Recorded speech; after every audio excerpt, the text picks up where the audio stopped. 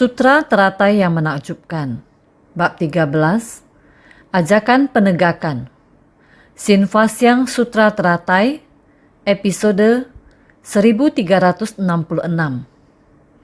Kebanyakan orang di dunia saha adalah rusak dan jahat. Tingkatan Buddha dari Buddha yang asli pada masa lampau yang jauh sekali. Selama 3 masa memberi manfaat pada semua makhluk.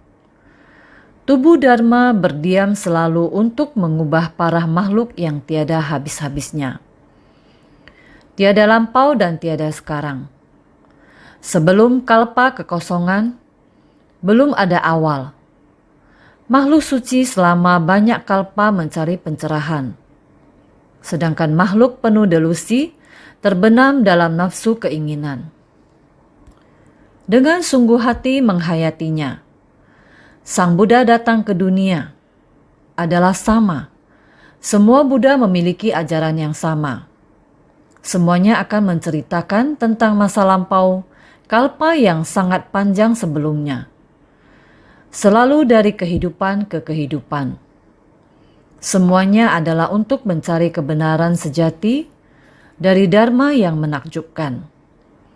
Yang terpenting adalah harus masuk ke tengah orang banyak untuk menyelamatkan para makhluk. Ini adalah yang tercerahkan. Dia di masa lalu harus menghabiskan waktu yang sangat lama. Kehidupan demi kehidupan tanpa henti. Dengan sebersih niat pikiran yang sama. Ini adalah mencari Dharma untuk mencapai pencerahan. Tujuannya adalah masuk ke tengah orang banyak. Untuk menyelamatkan para makhluk. Oleh karena itu, baik di masa lalu, sekarang ataupun di masa depan, waktunya tidak akan berhenti. 3 masa kehidupan. Di masa lalu, masa kini dan masa mendatang. Semuanya adalah sama. Adalah demi untuk memberikan manfaat kepada para makhluk. Mengajar dan membimbing para makhluk. Dengan harapan para makhluk dapat tercerahkan seperti halnya dengan Buddha. Prinsip kebenaran yang dipahami oleh Sang Buddha berharap para makhluk juga setara dapat memahaminya. Kebenaran sejati dari langit, bumi dan alam semesta. Oleh karena itu, Sang Buddha selalu sangat yakin setiap orang memiliki sifat hakiki dari tubuh Dharma. Tubuh Dharma adalah prinsip kebenaran. Setiap orang memiliki sifat hakiki dari prinsip kebenaran. Sejak zaman dahulu, prinsip kebenaran tersebut selalu ada. Sifat tercerahkan setiap orang selalu ada. Sehingga tubuh Dharma berdiam selalu seperti ini. Secara eksternal, dikenal sebagai prinsip kebenaran. Dalam diri manusia, dikenal sebagai ta-ta-ta. Demikian adanya. Sifat hakiki kita semua bisa berpadu dengan prinsip kebenaran yang di luar. Itu adalah tubuh Dharma sejati. Itu adalah telah mencapai kebuddhaan. Sayangnya, kita manusia selalu menempatkan prinsip kebenaran di luar. Sifat hakiki tata-tata kita ditutupi oleh ketidaktahuan yang tercipta. Sehingga kita tidak punya cara untuk menggabungkan pencerahan dan prinsip. Karena hal tersebutlah maka Sang Buddha di masa lampau kalpa tak terhingga sebelumnya telah memohon Dharma. Dan terus tanpa henti masuk ke kerumunan orang banyak. Berharap kita setiap orang mampu untuk memahami dan menerima. Bahwa kita setiap orang memiliki sifat pencerahan hakiki. Setelah dengan tuntas membabarkan prinsip kebenaran yang ada di luar sana, adalah hendak membuat sifat pencerahan hakiki kita ini. Berpadu dengan prinsip kebenaran ini. Tujuannya adalah untuk ini. Karena hal ini, jadi tubuh Dharma berdiam selalu. Prinsip kebenaran selalu ada. Sifat hakiki tatata setiap orang memilikinya. Sejak masa-masa tanpa awal sudah seperti demikian. Jadi, Buddha adalah setiap kehidupan tanpa henti datang ke dunia. Mengubah para makhluk yang tiada habis-habisnya, 6 alam kehidupan dan 4 jenis kelahiran. Ada di mana-mana. Dalam 6 alam kehidupan dan 4 jenis kelahiran ini. Dalam banyak kehidupan selalu seperti ini. Sepenuh hati untuk satu tujuan utama. Jadi, tiada lampau dan tiada sekarang. Sebelum kalpa kekosongan, belum ada awal. Itu adalah sudah lama sekali. Bisa dikatakan sudah berapa lama? Itu tidak ada habisnya. Oleh karena itu, tanpa masa lampau, dan bagaimana dengan masa sekarang? Sebenarnya, kapan yang dimaksudkan sebagai saat ini? Saat ini, pada masa Sang Buddha, adalah apa yang sekarang kita sebut masa lalu. Sudah lebih dari 2000 tahun lalu. Jadi, tidak dapat mengatakan lampau atau sekarang. Masa mendatang kita, asalkan kita bersungguh hati, baik-baik menerima dharma, mempraktekkan dalam tindakan nyata, membuat dharma ini tetap berada di dunia. Orang-orang di masa depan akan mengatakan masa kininya kita adalah lampau juga. Jadi bisa dikatakan, sekarang kita menyebut zaman Buddha sebagai masa lampau, dan kita di masa kini. Oleh orang di masa mendatang akan mengatakan kita sudah di masa lalu. Oleh karena itu, tiada lampau dan tiada sekarang. Sebelum kalpa kekosongan, belum ada awal. Kalpa kekosongan, kalpa ini. Satu kalpa kecil, semua orang sudah tahu. Usia manusia 10 tahun. Terus berlanjut hingga berusia 84.000 tahun. Kemudian, setiap melewati 100 tahun, berkurang 1 tahun, dikurangi lagi. Ini sebenarnya ada berapa lama? 20 kalpa kecil merupakan 1 kalpa sedang. 4 kalpa sedang baru dinamakan 1 kalpa besar. Akan tetapi dunia mengalami terbentuk, bertahan, rusak dan musnah. Terbentuk, bertahan, rusak dan musnah adalah jangka waktu yang sangat panjang. Silih berganti hingga mencapai kalpa kekosongan. Ketika sampai pada kalpa kekosongan, dunia ini akan menjadi kosong tanpa bersisa satu material apapun. Semua hancur secara keseluruhan. Setelah semuanya kosong, di atas bumi baru akan mulai. Sebenarnya, kalpa kekosongan itu masih belum disebut sebagai permulaan. Sebelum kalpa kekosongan, juga telah melewati terbentuk, bertahan, rusak dan musnah. Setelah mengalami kekosongan dalam satu masa waktu, dengan perlahan mulai terbentuk lagi, dan mulai lagi terbentuk, bertahan dan rusak, kemudian kosong lagi. Tentu saja memakan waktu yang sangat lama. Sehingga dikatakan, sebelum kalpa kekosongan, belum ada awal. Juga bukan disebut sebuah permulaan. Dikarenakan, ia sebelumnya juga telah mengalami terbentuk, bertahan, rusak dan musnah. Namun, prinsip kebenaran masih tetap ada. Karena adanya prinsip kebenaran, maka ada terbentuk, bertahan, rusak dan musnah. Setelah terjadi kemusnahan, aspek materi, fisik di langit dan bumi ini, barulah mulai benda, tumbuhan dan lain-lain. Semua perlahan-lahan bertumbuh. Hewan dan manusia adalah seperti ini. Ini semua adalah keberadaan dari prinsip kebenaran. Jadi, prinsip kebenaran tidak mengalami rintangan. Terbentuk, bertahan, rusak dan musnah. karena ia tiada wujud dan tanpa esensi atau karakteristik, sehingga tiada lampau dan tiada sekarang. Sebelum kalpa kekosongan, belum ada awal. Prinsip kebenaran ini adalah tiada awal maupun akhir, tiada permulaan dan tiada akan berhenti. Manusia memiliki sifat hakiki tatata. Bukan hanya manusia saja, tetapi segala benda dapat terlihat. Semua memiliki sifat hakiki yang tetap ada. Bagian yang sebelumnya juga terus membahas seperti ini. Benar, jadi kita hanya tidak mampu memadukan sifat pencerahan hakiki dari manusia ini dengan kebenaran sejati Buddha Sakyamuni. Beliau adalah hakiki pencerahan telah berpadu dengan kebenaran sejati, sehingga mencapai kebudaan seperti demikian. Ini karena beliau selama sangat banyak kehidupan mempertahankan tekad untuk mencari kebenaran sejati. Jadi, makhluk suci selama banyak kalpa mencari pencerahan.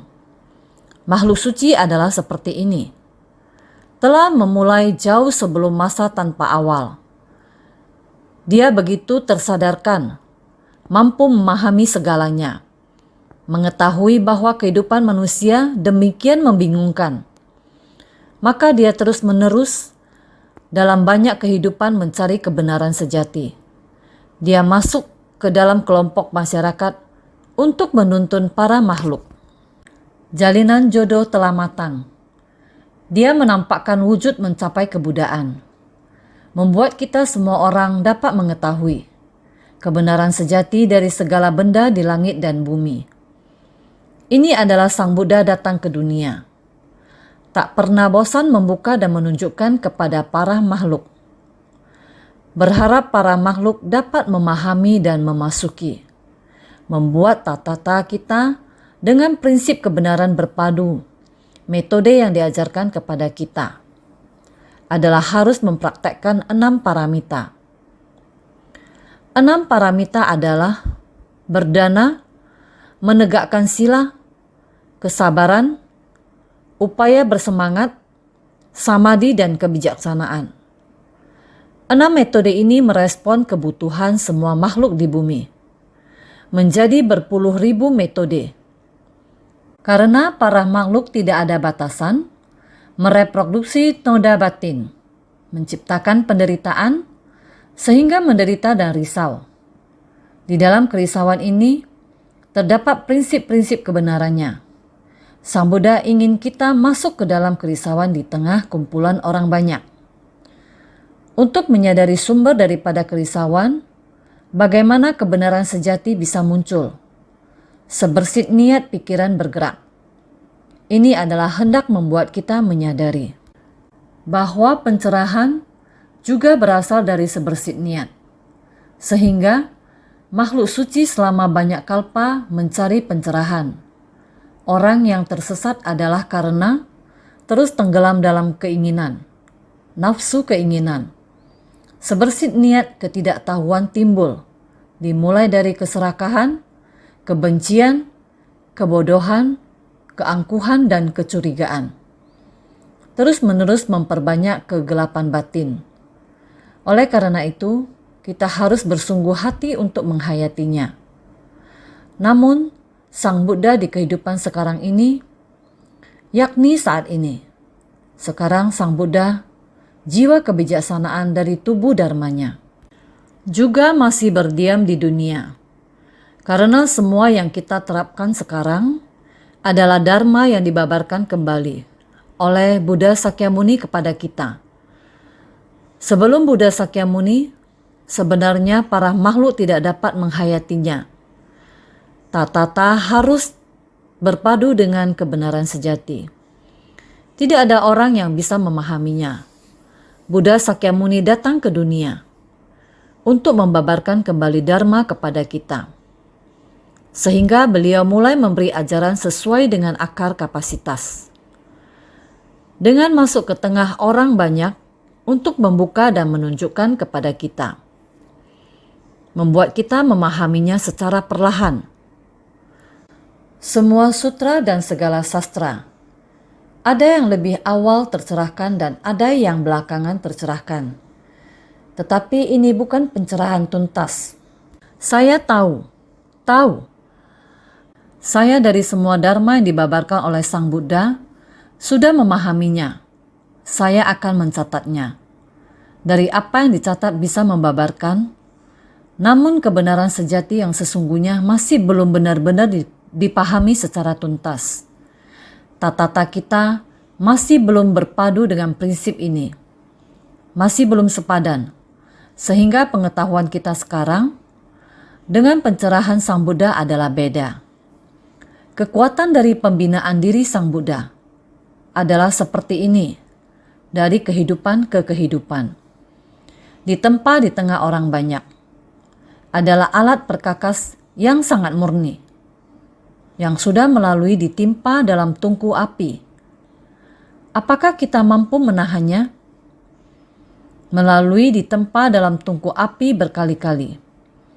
Setelah ditempa dalam tungku api, masih harus dipukul-pukul dengan palu. Baru bisa terbentuk menjadi alat perkakas yang murni itu. Sang Buddha telah menghadapi dan mengatasi kesulitan dari kehidupan ke kehidupan. Tekadnya tidak berubah, tidak mengubah tekad dan ikrarnya.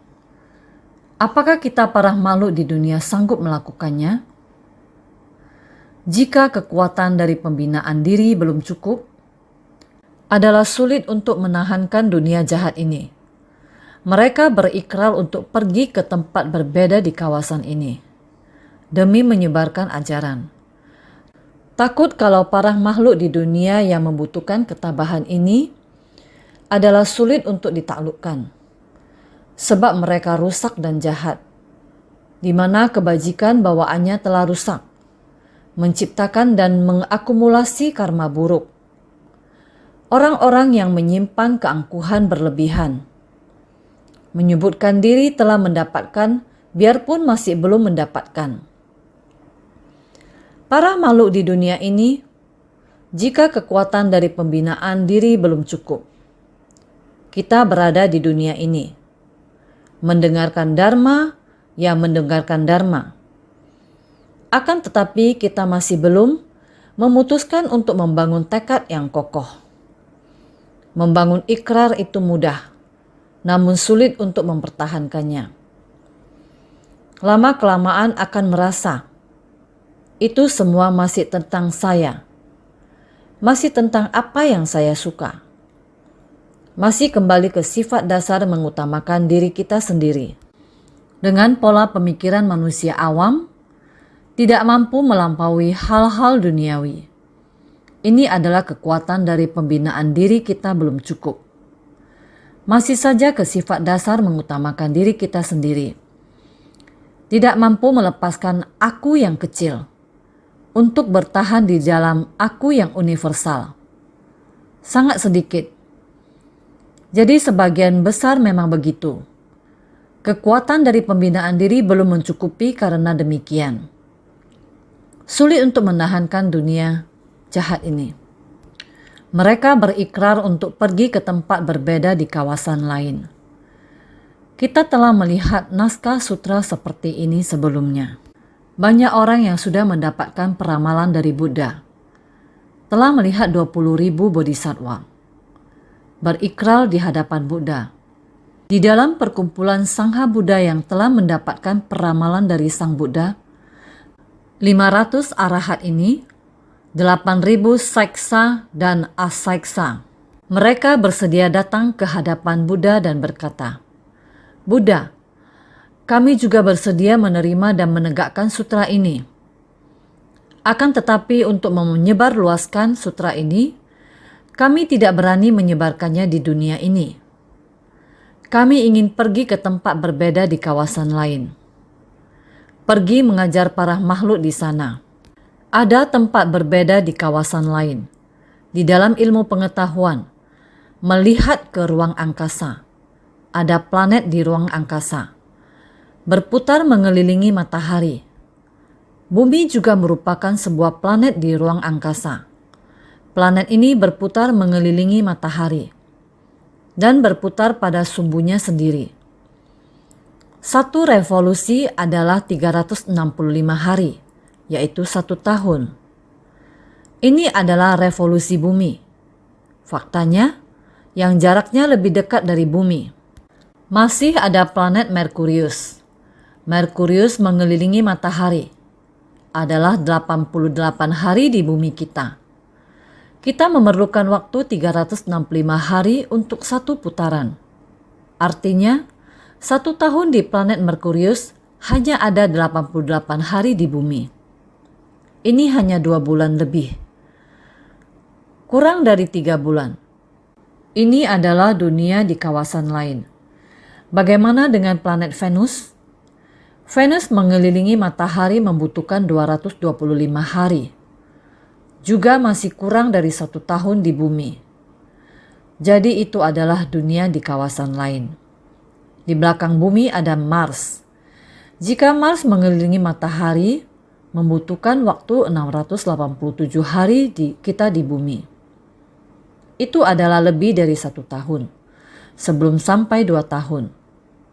Jika Saturnus, maka itu akan memakan waktu lebih dari 29 tahun. Jaraknya sudah jauh dari matahari. Masih ada planet Uranus, melakukan 1 kali revolusi. Di bumi sudah 84 tahun. Jika Neptunus, jaraknya relatif jauh dari matahari, melakukan 1 revolusi, di bumi sudah 165 tahun. Ini adalah dunia di kawasan lain. Ilmu pengetahuan membuktikan adanya tempat berbeda di kawasan lain. Tetapi semuanya berikrar hendak ke tempat itu. Apakah tempat tersebut ada kehidupan? Apakah mereka sekarang adalah kalpa kekosongan? Atau adalah sedang terbentuk dan bertahan? Sekarang kita masih belum begitu jelas. Ilmu pengetahuan sangat maju. Sudah bisa pergi ke Mars, sudah bisa pergi ke Venus, sudah bisa pergi ke bulan. Namun, hanya merasa di tempat itu. Tampak seperti gurun pasir. Sepertinya ada gunung. Sepertinya ada jejak sungai dan lembah. Tapi masih belum terlihat adanya kehidupan. Sebenarnya, tempat pendaratan itu apakah merupakan tempat yang ada kumpulan orang atau tidak? Di atas bumi kita juga terdapat banyak wilayah gurun pasir yang luas. Lokasi pendaratan sejauh mata memandang adalah gurun pasir yang tiada batas. Kemungkinan tidak mendarat di tempat yang ada peradaban. Ada kehidupan, tempat yang ada tanaman. Mungkin saja. Ini kita semua tidak mengetahuinya. Hanya Sang Buddha yang mengetahuinya. Sang Buddha ada mengatakan kepada semua orang, selain dari dunia ini, masih ada dunia di kawasan lain. Para murid ini menganggap ada dunia di kawasan lain. Namun dunia ini, semua orang sudah pernah melewatinya. Tahu dunia ini banyak penderitaan. Para makhluk keras kepala, semuanya hanya tahu dunia ini adalah demikian. Mereka tidak tahu meski Sang Buddha mengatakan ada dunia di kawasan lain. Para makhluk di dunia kawasan lain, apakah juga sangat keras kepala? Planet Merkurius yang 1 tahun ada 88 hari. Seandainya ada makhluk hidup, apakah lebih keras kepala dibandingkan dengan kita? Kita juga tidak tahu. Namun orang-orang ini hanya melihat para makhluk di tanah ini keras kepala dan sulit ditundukkan. Mereka ketakutan. Mereka takut. Oleh karena itu mereka berikrar. Rela berikrar. Namun tidak bersedia di tempat ini. Mereka mau ke tempat lain. Tidak tahu bahwa di tempat ini tidak begitu buruk. Namun dipikirkan, saya ganti ke satu tempat, seharusnya lebih baik dari tempat ini. Belum tentu. Kita masih, Sang Buddha membabarkan Dharma di dunia. Dharma Buddha berada di dunia. Kita patuh pada aturan dan tidak melewati batas kepatutan. Demi para makhluk yang bingung dan keras kepala di dunia ini, kita baik-baik berikrar. Kita demi sekeliling ini, demi lingkungan ini, giat membebaskan orang yang menderita di tengah lingkungan ini. Kita seharusnya berikrar, bersumbangsi seperti demikian. Jadi kekuatan dari pembinaan diri orang-orang ini belum cukup. Sulit untuk menahankan dunia jahat ini. Maka mereka juga bersedia untuk membangkitkan tekad. Akan tetapi harus pergi ke kawasan lain. Maka harus ke kawasan lain untuk menyebar luaskan ajaran Dharma. Banyak orang memiliki angan-angan seperti ini. Saya bekerja di sini. Saya ingin pergi ke tempat lain. Ganti tempat, mungkin saya bisa lebih maju. Belum tentu. Prinsip kebenaran yang sama, sehingga semua orang merasa takut. Yaitu, takut kalau para makhluk di dunia yang membutuhkan ketabahan ini adalah sulit untuk ditaklukkan. Maka para makhluk di dunia ini, apa yang dimaksud dengan rusak dan jahat? Itu adalah orang yang kebajikan bawaannya telah rusak. Sifat kebajikan, moralitas dan lainnya, seluruhnya telah rusak. Inilah dunia kita saat ini. Banyak orang yang kehilangan etika. Nilai etika moral telah rusak. Sehingga orang-orang ini pun sangat takut. Tidak berani berada di tempat ini. Menyebarkan ajaran Sang Buddha karena orang-orang di tempat ini menciptakan dan mengakumulasi karma buruk, sehingga sulit untuk dicerahkan. Orang-orang ini, mereka menyimpan keangkuhan yang berlebihan. Menyimpan keangkuhan berlebihan, menyebutkan diri telah mendapatkan, biarpun masih belum mendapatkan. Sangat keras kepala. Jika Anda ingin berbicara tentang prinsip kebenaran dengannya, tidak semudah itu. Oleh karenanya, orang-orang tersebut menyebutkan diri telah mendapatkan biarpun masih belum mendapatkan. Ini adalah naskah sutra sebelumnya. Agar semua orang dapat lebih jelas, harus memahami mengapa mereka ingin pergi ke dunia di kawasan lain. Ada dunia di kawasan lain. Akan tetapi belum diketahui.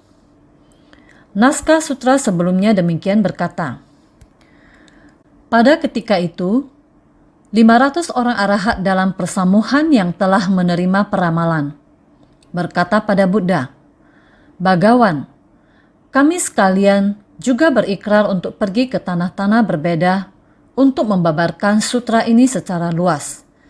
Sutra Teratai Bab 13, Ajakan Penegakan. Mereka telah berikrar untuk pergi ke tanah lain. Bukan hanya 500 arahat ini saja, masih ada. Terdapat pula 8.000 orang yang masih dalam tahap belajar dan telah melampaui tahap belajar yang mana telah menerima peramalan. 8.000 orang ini masih dalam tahap belajar atau sudah melampaui tahap belajar. Melampaui tahap belajar adalah apa yang harus dipelajari. Hampir semuanya sudah pernah mereka dengar. Juga sudah pernah pelajari. Inilah yang dinamakan melampaui tahap belajar. Sedangkan masih dalam tahap belajar. Sekarang baru mulai memasuki pintu Buddha. Mulai hendak mencari. Mereka membangkitkan tekad agung, tetapi masih belum mencapai penguasaan sejati. Ini dinamakan masih dalam tahap belajar. Terdapat pula 8.000 orang yang masih dalam tahap belajar dan telah melampaui tahap belajar yang mana telah menerima peramalan. Mereka bangkit dari tempat duduk, mengatupkan kedua telapak tangan dan menghadap pada Buddha. Seraya berikrar demikian, Bagawan, kami sekalian juga berikrar untuk pergi ke tanah-tanah lain untuk membabarkan sutra ini secara luas. Sutra Teratai Bab 13, ajakan penegakan. Mereka mengikuti orang yang sebelumnya berkata demikian. Mereka juga tidak berani untuk berada di dunia saha ini. Mereka juga bersedia untuk pergi ke dunia lainnya, untuk menyebarluaskan sutra teratai yang menakjubkan dari Sang Buddha ini. Selanjutnya, naskah sutra berikutnya ini mengatakan seperti demikian. Kenapa begitu? Karena orang-orang di dunia saha kebanyakan adalah rusak dan jahat, menyimpan keangkuhan berlebihan dan memiliki pahala kebajikan sedikit, penuh kebencian dan kekusutan, suka menyanjung dan menjilat. Hati mereka penuh kepalsuan. Sutra Teratai bab 13, ajakan penegakan. Di dunia saha ini sungguh sangat sulit untuk menahan penderitaan. Orang-orang ini sangat jahat. Maka, menyimpan keangkuhan berlebihan dan memiliki pahala, kebajikan sedikit, penuh kebencian dan kekusutan, suka menyanjung dan menjilat. Hati mereka penuh kepalsuan. Dunia ini memiliki sangat banyak masalah karena semua kejahatan ini. Jadi kenapa saya tidak berani berada di sini? Karena orang-orang yang ada di dunia saha ini begitu banyak yang sangat jahat, sangat banyak yang rusak dan sakit. Kebiasaan yang buruk sangat banyak. Sifat batin yang sangat tidak baik. Oleh karena itu, sangat bodoh dan keras kepala. Sangat jahat. Maka, saya tidak berani berada di sini. Kenapa begitu? Karena orang-orang di dunia saha kebanyakan adalah rusak dan jahat. Banyak tempat yang berpengaruh jahat. Mereka juga keras kepala dan jahat. Rusak artinya rusak membusuk. Jahat merujuk pada keserakahan, kebencian, kebodohan, keangkuhan, pandangan sesat, kekeruhan, dan lainnya. Rusak dan jahat merujuk pada orang yang kebajikan bawaannya telah rusak, lalu menciptakan dan mengakumulasi karma buruk. Kebajikan bawaan, sebutan untuk pemupukan moral kebajikan. Dikatakan kalau di atas sifat hakiki dari segala makhluk, masing-masing menyimpan performa untuk menjadi baik atau jahat, terdelusi atau tercerahkan. Jadi, rusak artinya rusak membusuk, yaitu rusak. Jahat adalah merujuk pada keserakahan, kebencian, kebodohan, keangkuhan, dan kecurigaan. Masih ada lagi pandangan sesat dan lain-lain. Energi keruh ini sangat berat. Jadi, rusak dan jahat semacam ini adalah kebajikan bawaannya telah rusak. Orang yang ada membina diri adalah sedang memupuk praktek kebajikan kita. Namun orang yang rusak dan jahat bukan hanya tidak mau mempraktekkan kebajikan, sebaliknya akan menfitnah dan lain-lain. Orang seperti ini dinamakan rusak dan jahat. Orang yang menciptakan dan mengakumulasi karma buruk juga sangat banyak. Membuat hal-hal yang baik akan dimusnahkan. Hal-hal yang buruk akan memusnahkan hal-hal yang baik. Orang yang baik dimusnahkan oleh orang yang jahat. Itulah yang mereka takuti. Kebajikan bawaan, sebutan untuk pemupukan moral kebajikan. Dikatakan kalau di atas sifat hakiki dari segala makhluk, masing-masing menyimpan performa untuk menjadi baik atau jahat. Sebenarnya tumbuhan juga ada. Dapat dijadikan obat, mengobati penyakit orang. Ada beberapa tumbuhan adalah, jika Anda menyentuhnya, maka akan melukai tubuh Anda. Apakah itu tumbuhan Urtica thunbergiana atau Dendrocnide meyeniana? Jika Anda menyentuhnya, tubuh Anda akan alergi, akan menjadi bengkak. Ada sejenis ini. Bahkan jika memakannya akan keracunan. Segera akan meninggal, juga sangat banyak. Jadi racun juga diekstraksi dari tumbuhan. Jadi dikatakan manusia ada yang baik dan jahat. Sebenarnya benda di bumi ini semuanya memiliki manfaat dan keburukan. Maka terdelusi atau tercerahkan. Segalanya ada. Jadi menyimpan keangkuhan berlebihan, mengetahui sedikit saja. Dia sudah merasa, sudah mengerti sangat banyak. Ini adalah angku pada orang. Pamer kepada semua orang. Sombong dan merendahkan orang lain. Semacam ini. Menyimpan keangkuhan berlebihan. Sedikit lebih unggul, langsung angkuh pada orang. Ketika Bhagawan Sakyamuni membabarkan Sutra Teratai, orang-orang yang menyimpan keangkuhan berlebihan di dalam batin ada sebanyak 5.000 orang. Mereka mengatakan, "Aku sekalian telah merealisasikan buah menakjubkan. Kenapa masih perlu mendengarkan Sutra Teratai?" Kemudian, satu persatu bangkit dari tempat duduknya dan meninggalkan persamuhan. Karena menyimpan keangkuhan berlebihan. Di zaman Buddha Sakyamuni sedang membabarkan Sutra Teratai, juga sudah ada orang dengan kondisi batin menyimpan keangkuhan berlebihan. Bahkan ketika Buddha membabarkan Sutra Teratai, mereka juga ada 5.000 orang yang memberikan hormat sujud dan mengundurkan diri. Mengapa 5.000 orang ini bersembah sujud dan mengundurkan diri? Mereka merasa bahwa apa yang akan Buddha babarkan hampir semuanya sudah saya ketahui. Terus memuji bahwa Dharma ini sangat menakjubkan dan mendalam. Memuji sifat pencerahan Buddha tersadarkan sepenuhnya. Hal-hal ini hampir semuanya sudah saya ketahui. 5.000 orang ini memiliki keangkuhan berlebihan seperti ini. Merasa kebijaksanaan saya dengan Buddha juga hampir sama. Apa yang Buddha ketahui, aku juga kira-kira sudah tahu. Oleh karena itu, aku sekalian telah merealisasikan buah menakjubkan. Merasa bahwa diri sendiri telah merealisasikan dan tercerahkan. Lalu, kenapa masih perlu mendengarkan Sutra Teratai? Hampir semua yang akan dibabarkan sudah saya ketahui. Mengapa saya masih harus tinggal untuk mendengarkan?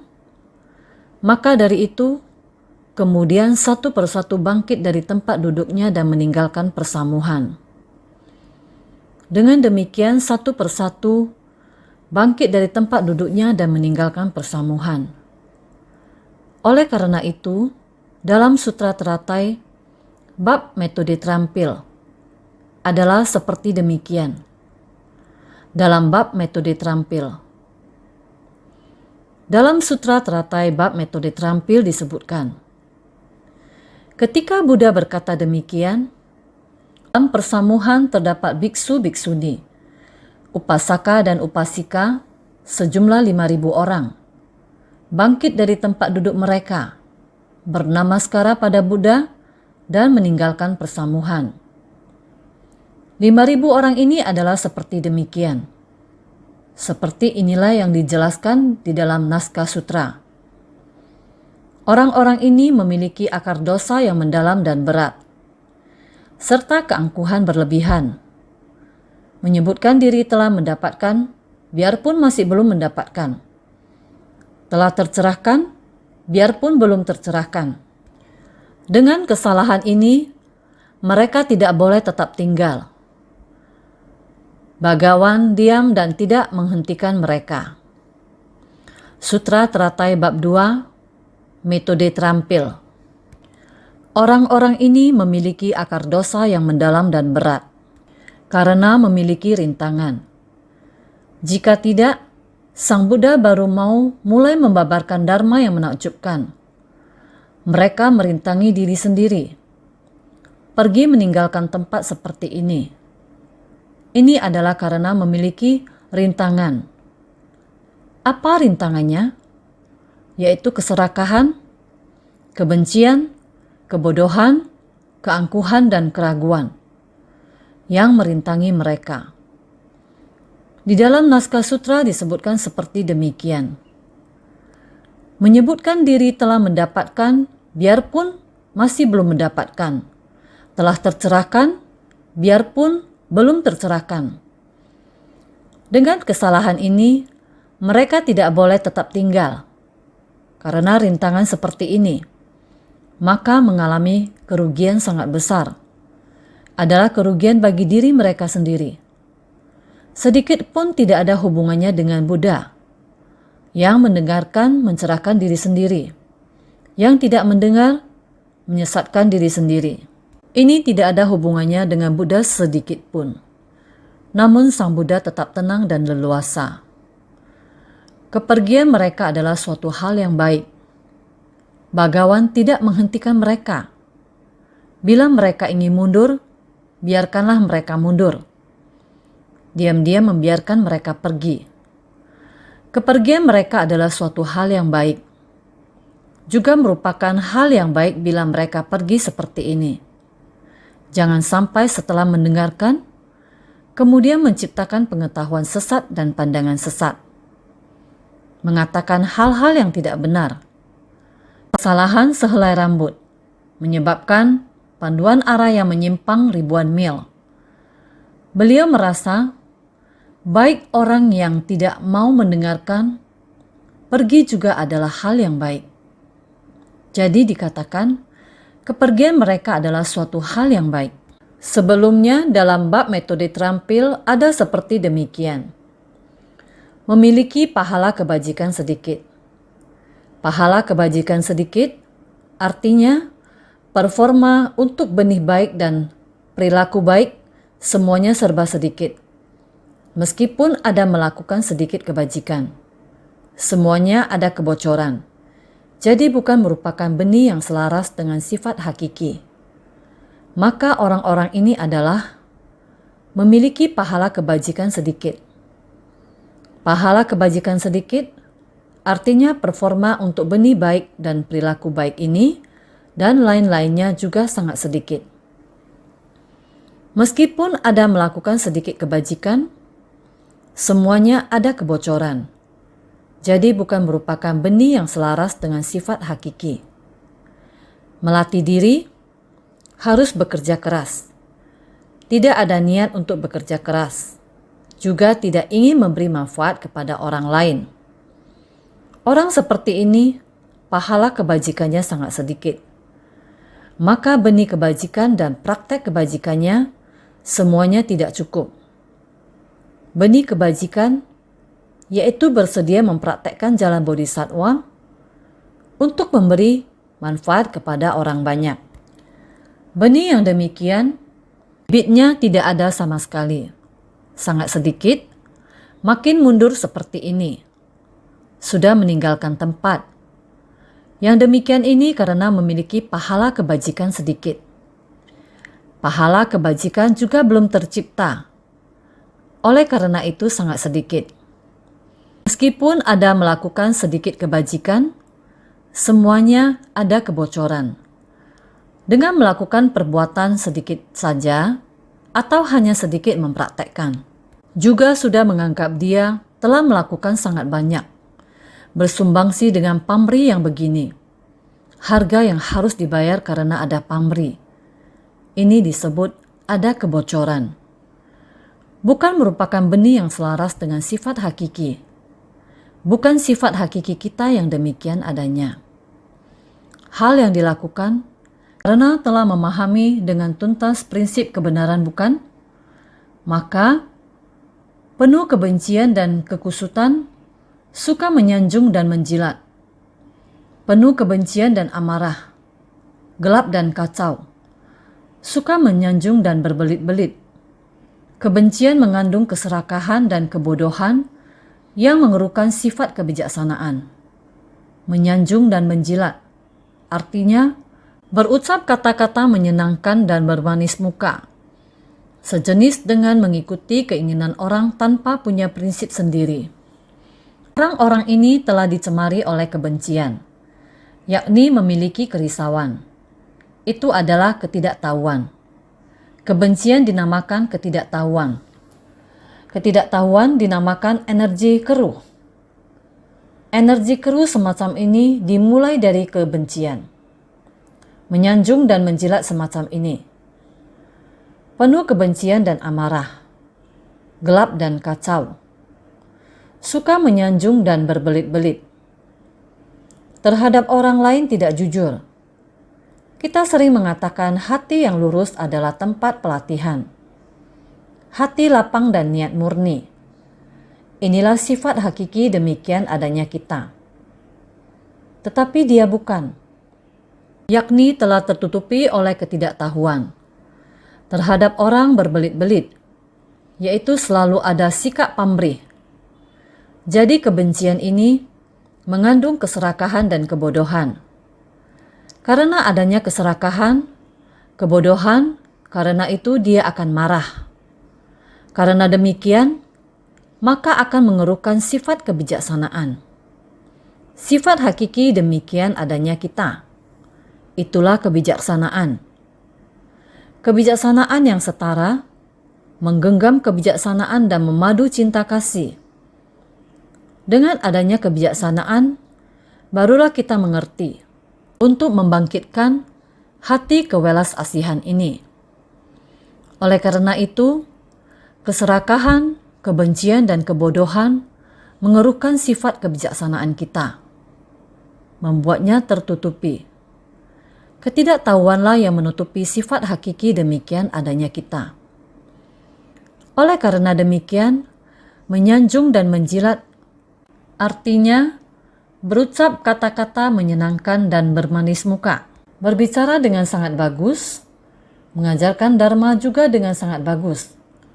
Tetapi sifat kebajikan dan perilaku, apakah ada direalisasikan ataukah tidak? Ataupun berucap kata-kata menyenangkan dan bermanis muka untuk menyenangkan orang lain. Hanya seperti ini saja. Ini kita haruslah sangat bersungguh hati untuk memahaminya. Jadi, hati mereka penuh kepalsuan. Hati kita tidaklah jujur. Hati mereka penuh kepalsuan, dikarenakan orang-orang yang rusak dan jahat di tanah ini memiliki banyak kesalahan ini. Makanya, membangkitkan ikrar untuk mengubah para makhluk di tempat lain.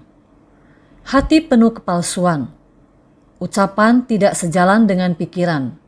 Inilah kepalsuan. Jadi kita, dikarenakan orang-orang yang rusak dan jahat di tanah ini, memiliki banyak kesalahan ini. Begitu banyak kesalahan, sangat banyak. Jadi tidak berani berada di sini. Maka harus membangkitkan ikrar. Membangkitkan ikrar untuk ke kawasan lain. Ini adalah kita. Orang yang di dunia saha ini. Kemauan juga sangat lemah. Bahkan para praktisi pun mempunyai kemauan yang sangat lemah. Memiliki banyak kesalahan. Jadi membangkitkan ikrar untuk ke kawasan lain, takut. Takut adalah tidak memiliki cukup keberanian dan ketekunan. Sang Buddha berani dan tekun tanpa henti bersumbangsi di dunia. Jadi membina diri harus dengan hati yang tulus, baru bisa mencapai kebudaan. Ketulusan, kebenaran, keyakinan dan kesungguhan. Jika hati kita tidak sungguh-sungguh, hanya di mulut saja, yang ada hanya kata-kata saja, tidak ada niat. Ini adalah tidak ada kesungguhan. Kita harus benar-benar bersungguh hati untuk menghayati. Dengan segala kejahatan ini, mereka penuh kepura-puraan dan tidak bisa dipercaya. Maka dikatakan, hati mereka penuh kepalsuan. Karena penuh kepalsuan, adalah sulit untuk berbicara dengan mereka. Maka mereka berikrar untuk pergi ke tanah-tanah berbeda di kawasan lain, untuk membabarkan sutra ini secara luas. Jadi, dengan segala kejahatan ini semua adalah kejahatan. Jadi kita harus memiliki ketulusan, kebenaran, keyakinan dan kesungguhan. Jalan kebudaan yang tiada tara. Aku bertekad mencapainya. Kita harus berani dan tekun. Namun jika kita kurang dalam hal-hal ini, kurang ketulusan, kebenaran, keyakinan dan kesungguhan, dengan demikian memiliki segala kejahatan. Mereka penuh kepura-puraan dan tidak bisa dipercaya karena penuh kepalsuan. Mereka tidak bisa dipercaya. Jadi, hati mereka penuh kepalsuan. Karena tekad masih belum teguh, masih tidak berani menghadapi dunia ini. Meskipun dunia penuh kekeruhan, para makhluk noda berat, namun para praktisi masih belum berani, sangat teguh, berani dan tekun. Bagaimana di dunia ini bisa menyebarkan dharma? Jadi, karena penuh kepalsuan, adalah sulit untuk berbicara dengan mereka. Karena hati kita sendiri penuh kepalsuan, sehingga hendak mengucapkan kata-kata yang benar.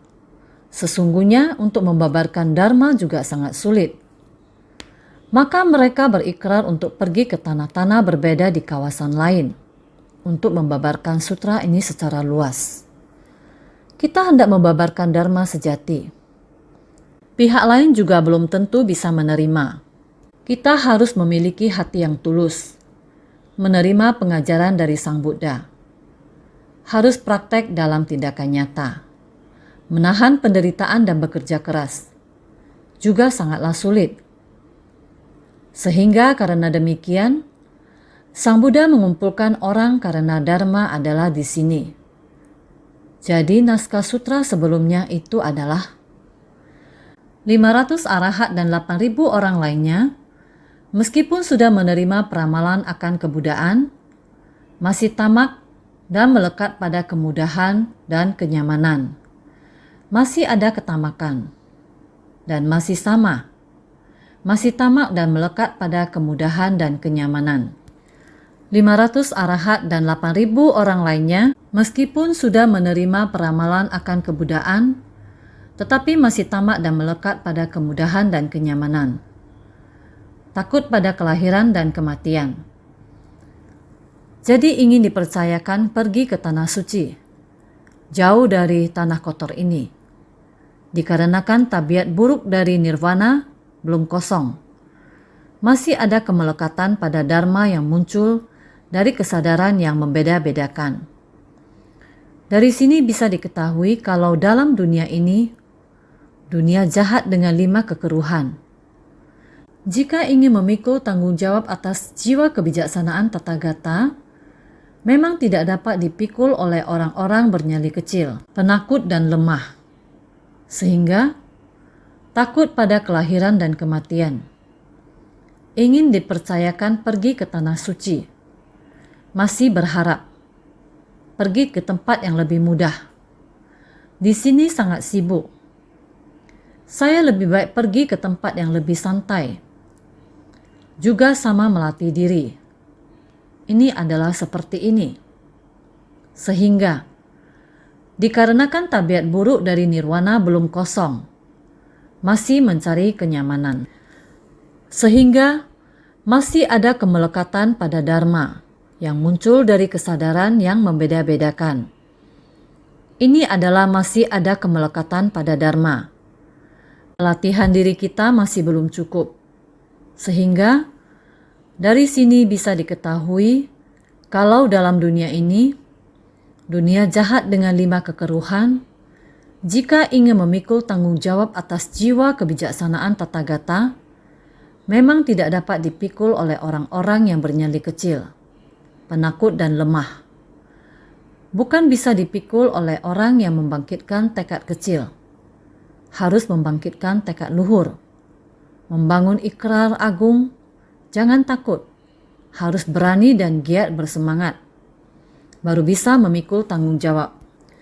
Jika tidak, benar-benar tidak mampu memikul tanggung jawab. Saudara sekalian, kehidupan sangatlah singkat. Sebenarnya, kita mendapatkan ajaran Buddha di dunia ini. Buddha berupaya keras demi para makhluk. Dia juga memahami dunia ini. Para makhluk yang rusak dan jahat demikian banyak di dunia ini. Orang yang melatih diri juga tidak ada tekad yang besar, juga tidak ada keberanian. Sehingga Sang Buddha pada bab Guru Dharma terus mengumpulkan orang, memohon orang untuk menerima Dharma. Tahu harus menerima Dharma ini adalah sangat tidak mudah, walaupun para makhluk keras kepala. Sebenarnya, seorang praktisi hendak menundukkan dia sampai benar-benar menghapus semua kemelekatan pada Dharma dan kemelekatan antar sesama. Sungguh tidak mudah, sehingga kita mempelajari ajaran Buddha. Bukankah harus benar-benar membangkitkan tekad luhur? Tetapi untuk bertekad luhur, juga harus lebih memahami, senantiasa lebih bersungguh hati.